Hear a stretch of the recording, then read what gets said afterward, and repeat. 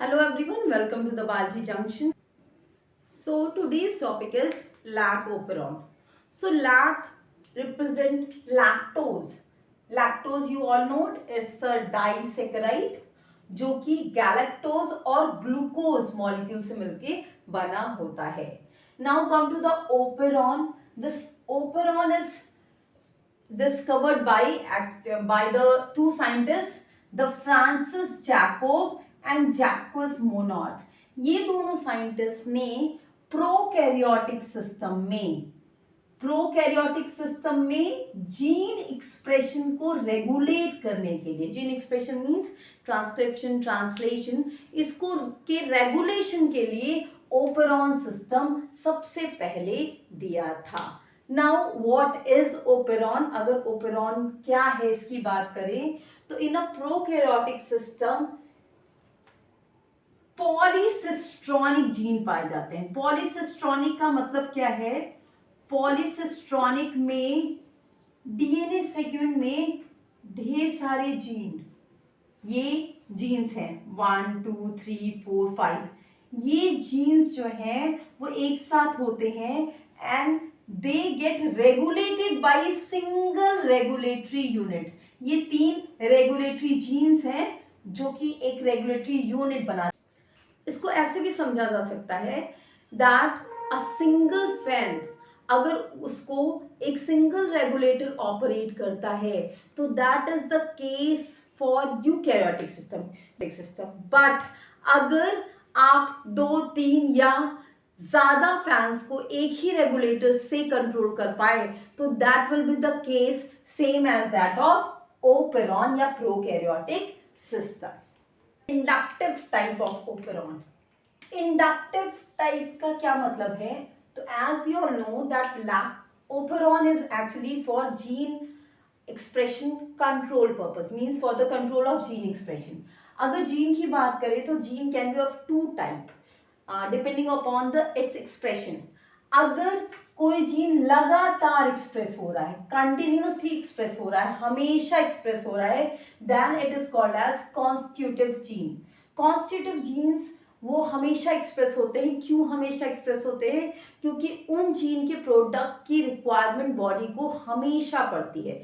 So that's why they was constitutively expressed. इसका example है glycolysis की, जो एंजाइम्स होते हैं ग्लाइकोलिसिस के, उनकी जीन्स, उनकी जरूरत हमेशा पड़ती है, इसलिए हमेशा वो एक्सप्रेस होते हैं. Another type is non constitutive gene. Non constitutive genes वो जीन्स होते हैं जो हमेशा एक्सप्रेस नहीं होते हैं, वो तभी एक्सप्रेस होते हैं जब उनकी रिक्वायरमेंट होती है. दैट मीन्स उनका ऑन या ऑफ होना दैट इज हाईली रेगुलेटेड और डिपेंडिंग अपॉन कि वो किस सिचुएशन में होते हैं दैट कैन बी, और वो कैसे रेगुलेट होते हैं that can be of 2 type. पहला टाइप जिसमें कि जो जीन्स होते हैं वो जनरली ऑफ सिचुएशन में होते हैं, यानी प्रोटीन की सिंथेसिस नहीं होती, जनरली इनकी रिक्वायरमेंट नहीं होती. लेकिन जब वो मॉलिक्यूल जिसको यूटिलाइज करना होता है वो आता है, जिसको कहते हैं इंड्यूसर, वो जब आता है जो कि जनरली मेटाबोलाइट होता है, तो वो सिस्टम को ऑफ से ऑन कर देता है, यानी कि वो इंड्यूसर सिस्टम को इंड्यूस कर देता है for turning on, and that is called as inductive operon. और लैक ओपेरॉन भी इसी का एग्जाम्पल है, जिसमें कि लैक्टोज जब आता है तो वो सिस्टम को ऑफ से ऑन कर देता है. The second in second condition जिसमें कि जो सिस्टम होता है जनरली ऑन कंडीशन में होता है, यानी कि वो जीन एक्सप्रेस होता रहता है, जैसे कि नॉन एसेंशियल एमिनो एसिड के केस ले लीजिए. उस केस में जो जीन्स हैं वो जनरली एक्सप्रेस होती रहती हैं, लेकिन जब वो एक्स्ट्रा एक्सप्रेस हो जाती हैं, यानी कि रिक्वायरमेंट से ज़्यादा बन जाती हैं, तो वो प्रोडक्ट खुद उस सिस्टम के लिए बाय फीडबैक मैकेनिज्म इनहिबिटर की तरह काम करता है और सिस्टम को ऑन से ऑफ कर देता है. तो इसमें जो इनहिबिटर है दैट इज प्रोडक्ट इटसेल्फ, और वो बाय फीडबैक मैकेनिज्म सिस्टम को ऑफ करता है. तो यहाँ सिस्टम ऑन रहता है लेकिन मॉलिक्यूल सिस्टम को रिप्रेस करता है, that's why it is called as repressive operon system. So this is the two case जिसमें कि lac operon is an example of inductive operon system, जबकि आर्जिनिन मेटाबॉलिज्म जो है, आर्जिनिन सिंथेसिस, सॉरी, जबकि arginine synthesis है, that is example of repressive operon. Inductive operon generally catabolism में follow होता है, जबकि रिप्रेसिव ओपेरॉन एनाबोलिज्म में फॉलो होता है. Now see the structure of lac operon. As operon is consist of a structural gene and a regulatory unit. तो इसमें structural gene 3 होते हैं. This is structural gene. Z, Y and A. Z is responsible for the enzyme beta galactosidase. Beta galactosidase सबसे important enzyme है for the lac operon. और ये क्या करता है, ये लैक्टोज जो डाइसेक्राइड है उसको मोनोसेक्राइड ग्लूकोज और गैलेक्टोज में तोड़ देता है. सो जब ये एंजाइम सिंथेसाइज होगा तो लैक्टोज ग्लूकोज और गैलेक्टोज में टूट जाएगा और फर्दर मेटाबॉलिज्म में पार्ट कर लेगा. The second enzyme is permease. Permease जो है, जब बैक्टीरिया के सराउंडिंग में लैक्टोज होता है, दैट मीन्स ये बैक्टीरिया जो ग्रो कर रही है, अगर उसके मीडिया में लैक्टोज आ जाता है तो इस लैक्टोज को ये परमीज एंजाइम बैक्टीरिया के सेल के अंदर आने में हेल्प करती है. दैट मीन्स उसकी परमिबिलिटी बैक्टीरिया सेल की बढ़ा देती है for the lactose. The third that is a, वो डिनोट करता है ट्रांस एसिटाइलेज एंजाइम का, and the function of this enzyme in a lac operon system is still not clear, so we are not going to talk about that. Now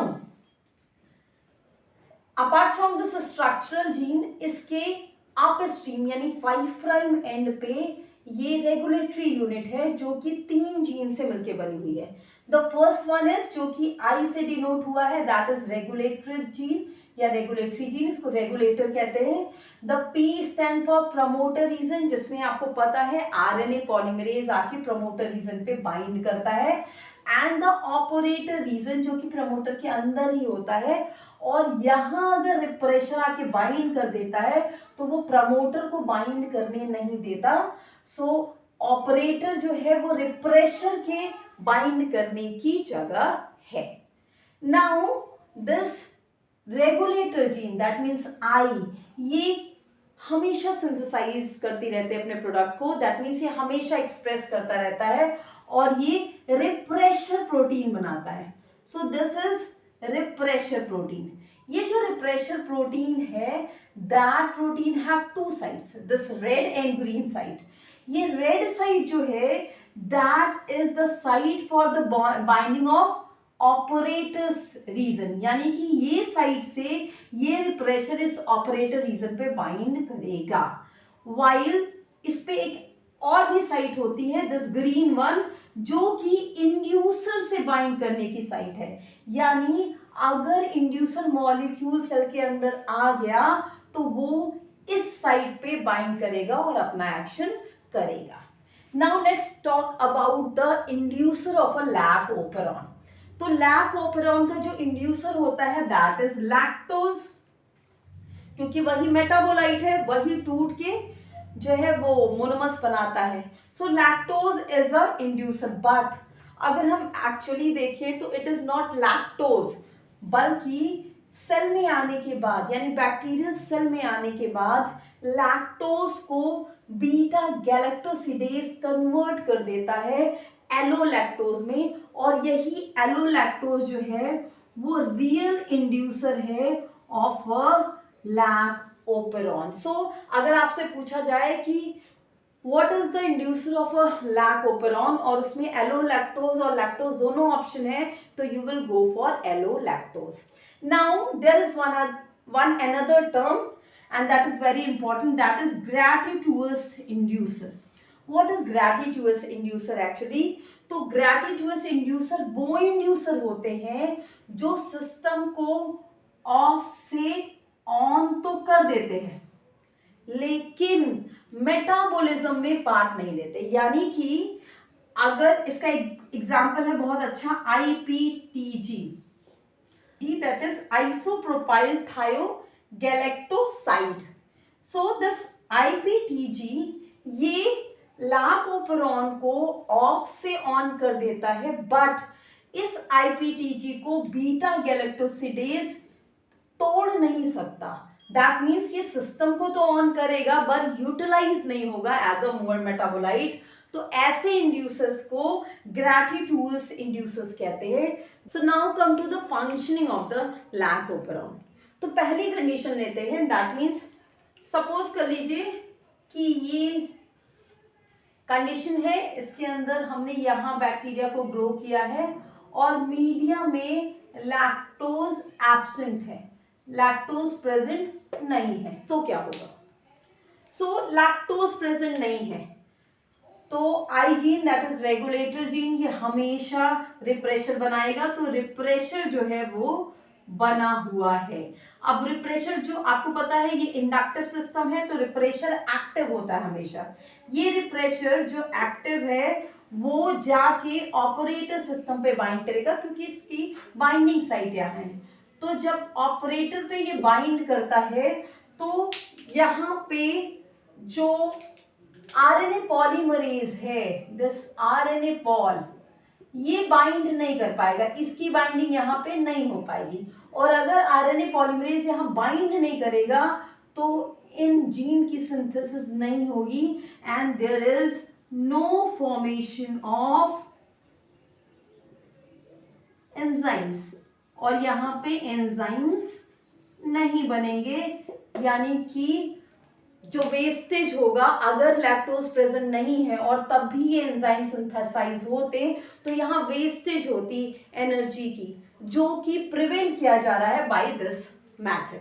now come to the another situation जिसमें कि same situation है, bacteria grow कराया जा रहा है लेकिन यहाँ lactose जो है प्रेजेंट है, यानी मीडिया में लैक्टोज है। अब लैक्टोज है तो उसको यूटिलाइज करना चाहिए, तो अब जो है वो जरूरत है एंजाइम्स की। तो क्या होता है, अब यहाँ पे भी आईजी ने रिप्रेशर जो है वो सिंथेसाइज किया हुआ है और ये रिप्रेशर क्या है, वो एक्टिव फॉर्म में है। लेकिन चूंकि लैक्टोज मीडिया में प्रेजेंट है तो ये लैक्टोज को परमिएज एंजाइम जो कि वाई जीन से सिंथेसाइज होता है, तो आप कहेंगे कि अभी तो सिस्टम ऑफ है, परमिएज कहाँ से आया? तो एक मिनिमम लेवल का एक्सप्रेशन हमेशा होता रहता है, एक बेसिक लेवल का हमेशा होता रहता है and that is important for the functioning of the operon system. तो थोड़े लेवल का product from Z gene, Y gene और ए जीन हमेशा सिंथेसाइज होता है और वही थोड़ा परमिएज लैक्टोज को मीडिया से सेल में ले आता है। ये लैक्टोज को फिर बीटा गैलेक्टोसिडेज यानी जेड एंजाइम का जो प्रोडक्ट है वो इसको एलोलैक्टोज में कन्वर्ट कर देता है। सो दिस एलोलैक्टोज ये क्या करता है, ये बाइंड कर जाता है जो इंड्यूसर बाइंडिंग साइट है उस पे। तो now this will bind to this side, तो यहाँ ये बाइंड हो जाएगा। इसकी बाइंडिंग होते ही ये जो रिप्रेशर है इसमें कन्फॉर्मेशनल चेंज होता है और ऐसा चेंज होता है कि नाउ द साइड जिससे कि वो ऑपरेटर पे बाइंड करता था वो नहीं हो पाता, तो now this repression molecule will not going to bind with operator. तो अब ये रिप्रेशर ऑपरेटर पे बाइंड नहीं करेगा। अब ऑपरेटर पे बाइंड नहीं करेगा तो जो आरएनए पॉल है वो यहाँ बाइंड करेगा और आरएनए पॉल जब बाइंड करेगा तो Z से बीटा गैलेक्टोसिडेज, Y से परमिएज और इससे ट्रांसएसिटाइलेज एंजाइम सिंथेसिस होगी। That means enzyme will synthesise. तो in presence of lactose, lactose metabolising enzyme synthesise होंगे, while in absence of lactose enzyme synthesise नहीं होंगे। अब चूंकि लैक्टोज की एब्सेंस में रिप्रेशर इसको ब्लॉक कर देता है। दैट्स वाई लैक ओपेरॉन की इस टाइप के रेगुलेशन को कहते हैं negative regulation. So lac operon negatively regulate होता है। The lac operon is also regulated positively, but वो हमारे कोर्स में नहीं है। But two things we need to remember, that is in a first situation कि अगर मीडिया में ग्लूकोज प्रेजेंट है और उसके साथ लैक्टोज प्रेजेंट है, इन सच अ सिचुएशन सबसे पहले ग्लूकोज यूटिलाइज होगा। तो अगर ग्लूकोज प्रेजेंट है तो लैक्टोज मेटाबोलाइजिंग एंजाइम सिंथेसाइज नहीं होंगे या बहुत मिनिमल अमाउंट में सिंथेसाइज नहीं होंगे, यानी लैक्टोज की प्रेजेंस में भी सिस्टम क्या होगा, फुली डेवलप नहीं होगा, फुली एक्टिव नहीं होगा। तो सेकेंड सिचुएशन, अगर ग्लूकोज एब्सेंट है, यानी कि लैक्टोज के फुली एक्टिव होने के लिए ग्लूकोज का एब्सेंट होना नेसेसरी है। तो अगर ग्लूकोज एब्सेंट है और लैक्टोज प्रेजेंट है तब, या लैक्टोज एब्सेंट है, ग्लूकोज तो एब्सेंट है ही, लैक्टोज भी एब्सेंट है, तो ये सिचुएशन जैसा हमने पहले पढ़ा उससे कोरिलेट होगी। यानी कि ग्लूकोज एब्सेंट है और अगर लैक्टोज भी एब्सेंट है तो लैक ओपेरॉन ऑफ सिचुएशन में होगा। लेकिन अगर ग्लूकोज एब्सेंट है और लैक्टोज प्रेजेंट है तो लैक ओपेरॉन ऑन सिचुएशन में होगा। बट अगर ग्लूकोज प्रेजेंट है तो लैक्टोज प्रेजेंट हो या ना हो, सबसे पहले ग्लूकोज ही यूटिलाइज होगा और लैक्टोज के प्रेजेंट होने पे भी लैक्टोज सिस्टम फुली डेवलप्ड या एक्टिव नहीं होगा। Thank you so much.